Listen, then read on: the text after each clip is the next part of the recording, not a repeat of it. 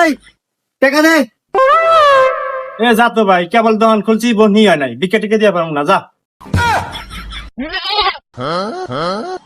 কেরে আমার দেখি ফকির মনে হয়? না না তো ওস্তাদ।